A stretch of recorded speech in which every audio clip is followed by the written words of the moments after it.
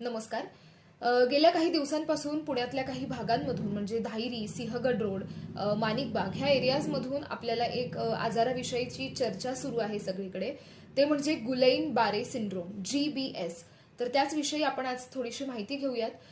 प्रामुख्याने हा आजार कंटॅमिनेटेड फूड आणि वॉटर म्हणजे दूषित पाणी, दूषित अन्न खाल्ल्यामुळे होतोय आणि त्याच्यामुळे तुमचं पोटदुखी असेल, नॉशिया, व्हॉमिटिंग म्हणजे मळमळ असेल, उलटी होत असेल किंवा तुमच्या हातापायांमधला त्राण गेल्यासारखं वाटत असेल, नमनेस आला असेल, खूप वीकनेस वाटत असेल किंवा फीवर असेल, तर हे सगळे त्या आजाराचे लक्षणं आहेत.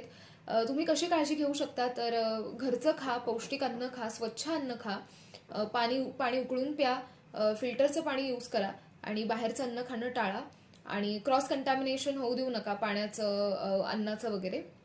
आणि काळजी घ्या. इंटरनेटवर बरेच मिसलिडिंग, मिसगाईड करणारे मेसेजेस पण येत आहेत, त्यांच्याकडे लक्ष देऊ नका. स्वतःची काळजी घ्या. काही वाटलं तर थेट डॉक्टरांना संपर्क साधा. काळजी घ्या, घाबरू नका.